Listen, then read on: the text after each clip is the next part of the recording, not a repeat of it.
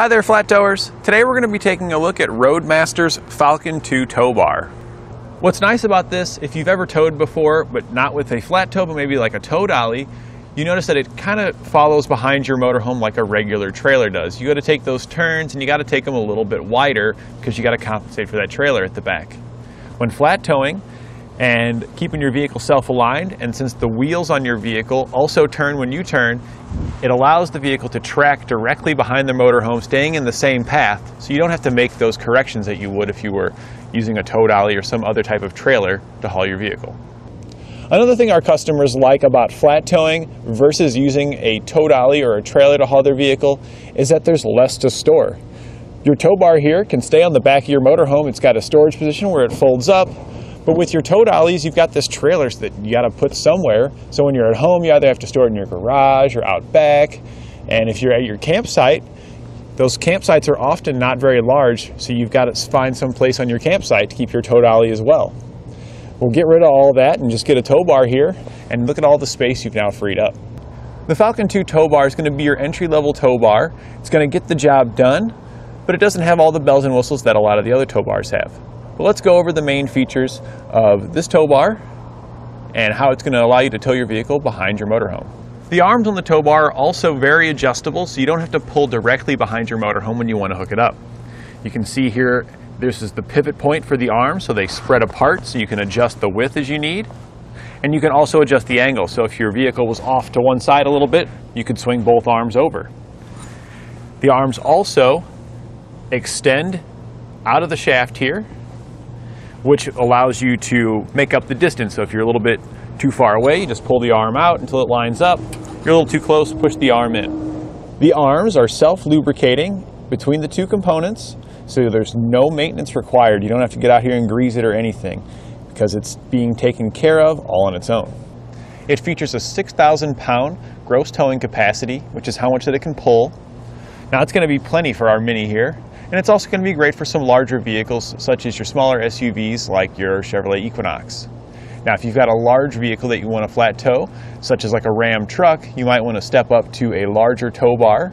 I'd highly recommend Roadmaster's Nighthawk if you need that extra towing capacity, as the Nighthawk goes up to 10,000 pounds. Another thing you'll notice on the Nighthawk that's different from our Falcon 2 is that it's a non-binding tow bar, meaning that it has levers built in to release the arms so you can easily disconnect those.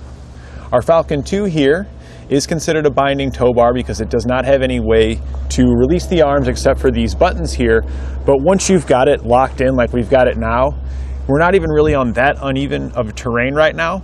The more uneven the terrain, the easier it is for this arm to lock up and be difficult to disconnect. But just with the minimal bind that we're in now, I cannot push these down to release it to get it unlocked. With your non-binding tow bars, they're going to have levers on them, which will give you more leverage to allow you to get those released. Now, that being said, that doesn't mean your Falcon 2 here is out of luck and you're just stuck. You can use a rubber mallet or something to hit on here. That could potentially lead to wear over time. So Roadmaster does have a tool available. You can purchase this separately here at etrailer.com. You can keep it stored in your motorhome, and whenever you need to disconnect, it gives you that necessary leverage because it hooks in on the tow bar there and gives you a way to push down on it to get that release. We heard it pop, and now we've got a little bit of play in our arm so we can get it disconnected. So you can see here on this one that I used the tool on, I can now press it down because the arm has been released.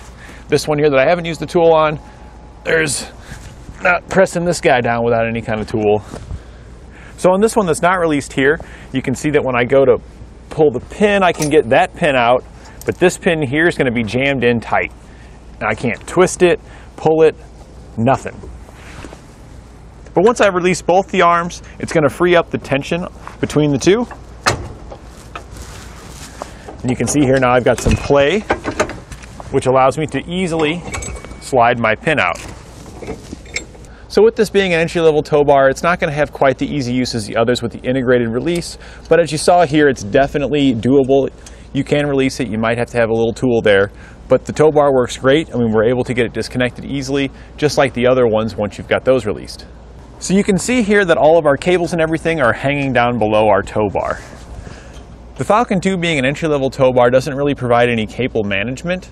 And that's okay, you know, these aren't going to really catch on the road or anything, but there could be some debris on the road that could potentially rub on these, and as you're going up and down, it could occasionally just give a little scrape, which can wear on the coatings over time.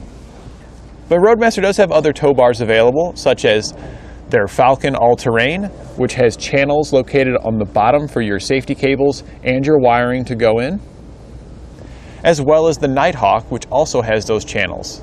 Since we don't have any cable management on our Falcon 2, I highly recommend that you use coily cables.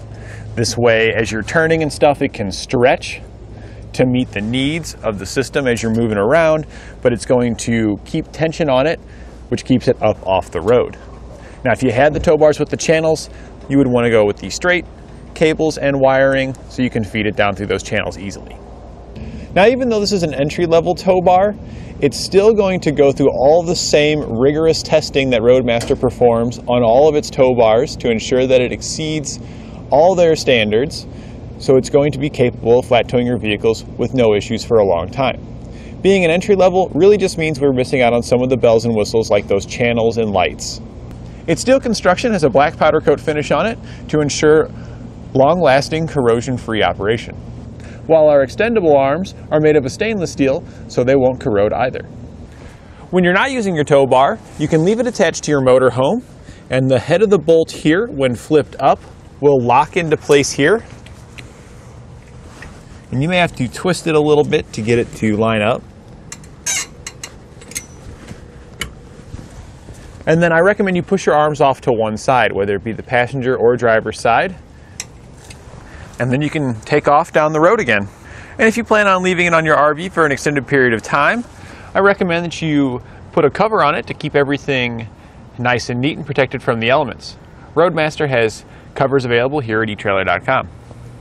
Now, some of you out there may already have a baseplate installed, and it's not a Roadmaster baseplate. Well, don't fret. The Falcon 2 can hook up to other manufacturers' baseplates by replacing the ends here. There are adapters available here at etrailer.com. The Falcon 2 tow bar is one of 5 main components you'll need when flat towing your vehicle behind your motorhome. The tow bar provides a connection point between the hitch on your motorhome and the baseplate on your vehicle. So in addition to your tow bar, you'll also need your baseplate, which is the connection point on the vehicle.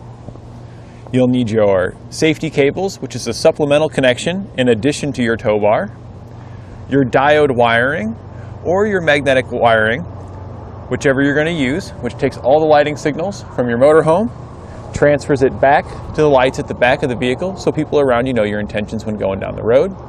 And lastly, your supplemental braking system, which will apply the brakes in the vehicle when you hit the brakes in your motorhome, helping you come to a safe stop. An additional component you may or may not need, depending upon the angle of your tow bar when it's installed, is a high-low adapter. You want to have as level of an angle from your motorhome to your vehicle for your tow bar here. A good rule of thumb is to be no more than 3 inches difference between your base plate and the receiver. So one of the ways you can do that is you can measure from the ground to the center of the hole where it connects to your base plate, and then from the ground to the center of the receiver on your motorhome. And as long as those are within 3 inches, you're fine. If your motorhome is higher, because it often is going to be a little bit higher, where it's over 3 inches, you'll need to purchase an appropriate drop to bring that angle down so you're towing flat. If your motorhome is up too high, what's going to happen is it's going to lift up on your vehicle every time you take off and hit the accelerator. And that's going to wear your suspension components on your vehicle by doing so. Likewise, if it was lower on our motorhome, we'd be pulling it down, and this would also wear the suspension components on our vehicle. Your tow bar will fit into your 2-inch receiver at the back of your motorhome. We'll line up the hole in the end of our tow bar here with the hole in our receiver, and we want the flap here to be facing towards the top. Line up and slide it into the receiver. We want to use the second hole on this particular hitch because that first one you see there is for a J-pin. We'll then take the included hitch pin and clip, slide it through,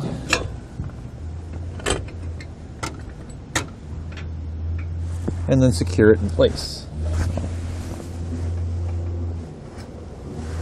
Then we can take our arms and line them up with our base plate.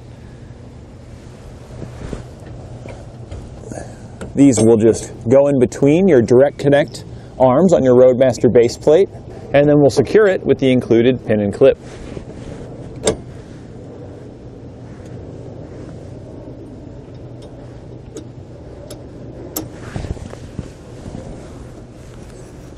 We're going to do the same thing to our other arm.